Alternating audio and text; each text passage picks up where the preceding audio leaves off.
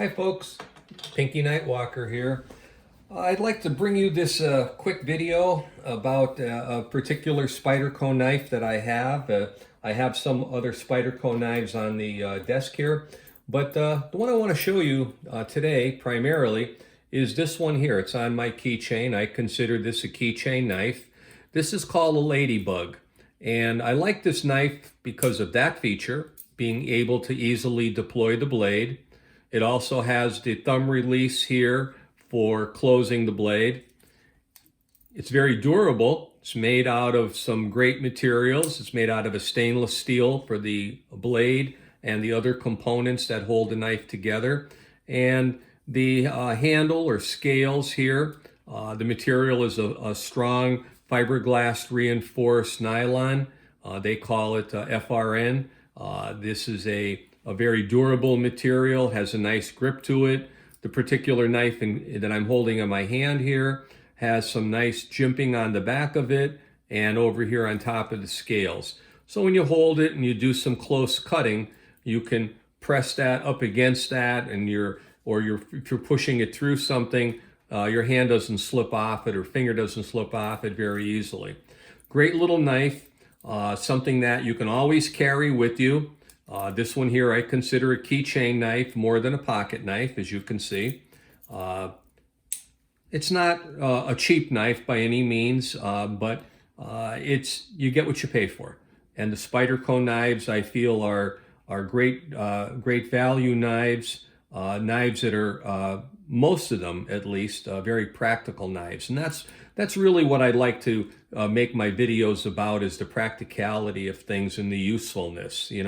I'm not really one for displaying custom, guns that have all of these profile lines put in them and holes drilled in them. And the same thing with the knives. You're not going to see something here that was, handcrafted by someone in the Alps and took 5 years to make and cost $20,000. No, this is an everyday knife, keychain knife. If you're looking for something like this is one I strongly suggest that you take a look at.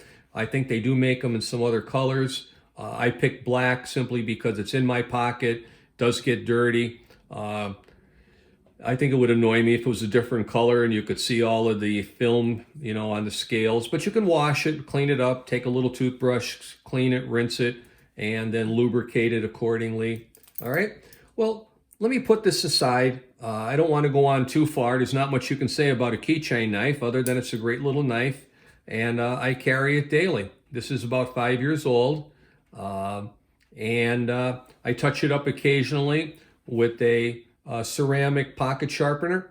Don't really have to use the carbide insert on that sharpener. I'm not interested in removing a lot of metal from the blade. This is primarily my box tape knife and packaging knife that I'm trying to manipulate and remove. Some of the packaging today is frustrating, and this knife I found is an easier tool to use to get it apart. All right, so this is the Spyderco Ladybug again, and this particular material on here is the VG10 material. It's listed on the blade.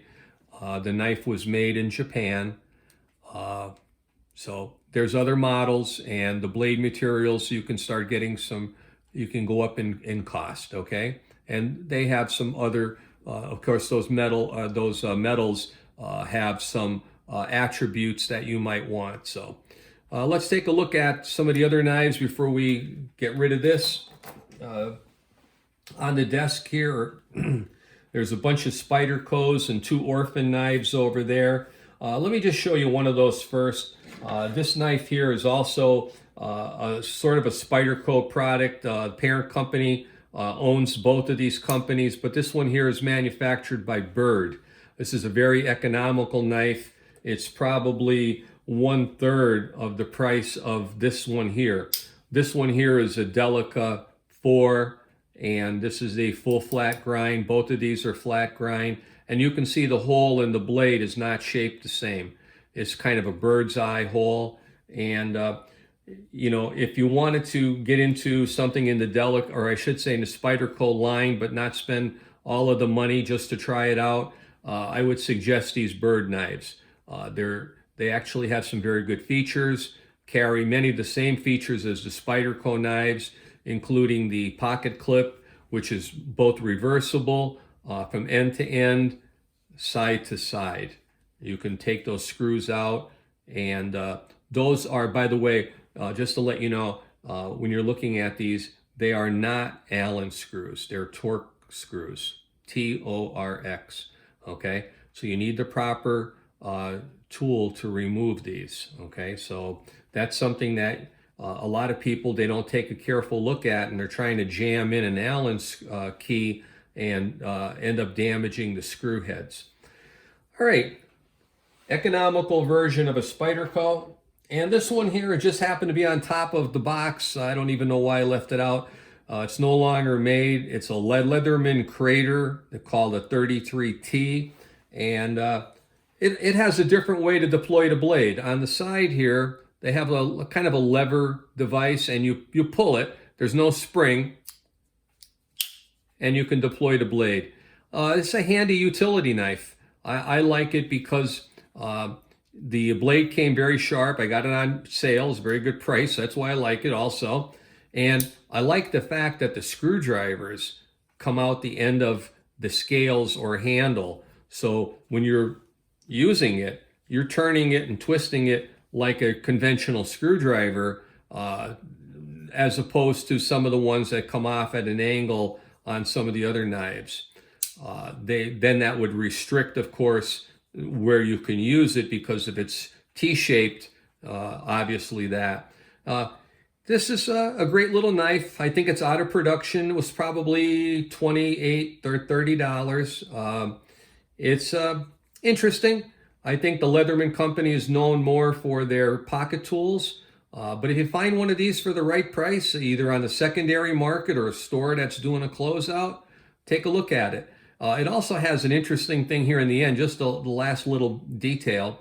It's got a carbiner, and you deploy it like that. It has a very strong spring here, and you can hang that from something while you're working, your tool belt or something. I like this when I'm doing electrical work. This is a handy knife for me for a lot of reasons. And one quick thing in closing up on the Leatherman Crater is to close the carbiner. A lot of people get in trouble. They try forcing it and it won't go. It's the feature on the knife that has a lock, and you push it in and then drop it down with your finger, okay? It does have a locking detent on there, and forcing it, you'll break the knife, okay? So press it in towards the hinge pin and turn it, and it works great. The other thing on this one here is you have to be careful when you're selecting a pocket knife in your area that you live.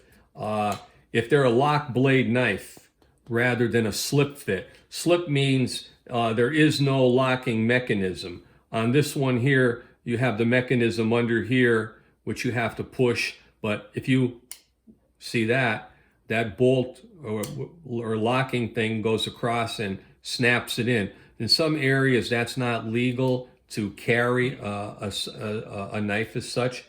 Be careful if you start buying pocket knives for yourself or for someone else, maybe as a gift, to look into that and make sure. Okay, looking at a couple of these other Spydercos, I have a bunch of knives. These are some of my Spyderco knives, not all of them, but some interesting ones that I pulled out just to put on the desk here for the video to give it something to look at. They range from economy knives such as this, which is a camping type knife for me because it's such a big blade, and this is an economy knife. It does have a plastic scales. They might be I don't know what that is. It's some kind of a plastic, but anyway, it's an economy knife. For as big as it was, I think I paid $30 or $40 for it. And this is something I would keep at the campsite as opposed to carrying it. You could, but you'd have to have bigger pockets than me to hang it on. And again, this is another one that has the fully reversible pocket clip, end to end and side to side. A couple of the other ones in here, they all have some nice pocket clips, different size knives, different prices. here's what one from their Saltwater Collection. This has a blade material called H1. You'll see it marked on the blade there. And this is a salt corrosion protected type knife. And remember one thing, when you think about stainless steel and corrosion prevention, most of them are not entirely corrosion proof. They're resistant, meaning they will withstand long periods of time in a corrosive element situation, but still need to be watched. Be careful with them and clean them and lubricate them according to Spyderco's recommendations. So if you're a saltwater fisherman, if you have an aquarium, things like that, you might want something like this, okay? I also have just a conventional one, which is a premium steel, by the way. This is a steel that they call ZDP 189. It's listed on the side here. Both of these here are what they call a Dragonfly. And these pocket clips are wire as opposed to the spring steel flat pocket clips. And again, these are all held together with torque screws. One thing nice about the Spyderco knives, some others are permanently assembled where you can't disassemble them for either cleaning or repairs. Spyderco, you can take them apart. You can replace parts if you have to. You can clean them and lubricate them and put them back together, okay? So there's some Spyderco knives. It's kind of a different one here. This is has a translucent plastic blade or handle, scales, if that's what you want to call it again. And the locking mechanism here is different, as opposed to having the thumb release that you see here and thumb lock. This has the bolt that's spring loaded. If you watch that, it'll snap into place. And by the way, these have great lockup. All of these knives on these, on the more premium knives from Spyderco, they lock up solid. You won't see any flex. You won't see any movement. With cheaper knives, there's a wobble sometimes and so forth like that. And but at least too also, on these you can tighten them if you prefer to have more resistance on closing. And by the way, there's that grubby box tape again. Shows up on everything, but I use them. These aren't something I just collect and leave in a case.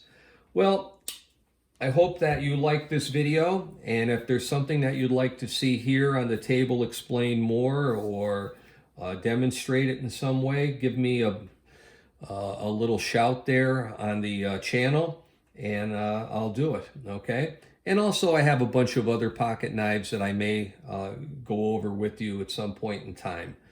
Well, Pinky Nightwalker says, hey, thanks for watching this. I hope you like the gun videos, the knife videos. Maybe I'll try something else in the future. I'm not quite sure yet. The channel is kind of, it's very new, it's immature. I'm immature at doing these. I appreciate that you're watching them. And one of the things I'd like to say is that you'll notice that my videos are raw. I don't edit them the way they are, the way they come out. There's nothing to show you or hide from you in the case that if something doesn't work right, you'll see it. It won't be doctored up. It won't be edited out in some corny explanation as to why it doesn't work. I bought all of these. They're mine. I'm not plugging for Spyderco or any other company. If I ever do, I'll let you know. These are not supplied by any other party other than myself, okay? So in that case, I can be completely honest and open with you and disclose everything about them. So as with my gun videos, if you've watched any of them, I own all those firearms. They're not borrowed from anybody. They're not loaned to me from some company. And I don't get a dime for doing any of this. It's just to share with you. I hope that, it's something that maybe you can have a cup of coffee here, watching this and relax, get away from the daily grind that it seems that, is so burdensome sometimes. And sorry to keep on running on and on, but I do enjoy making these videos for you people.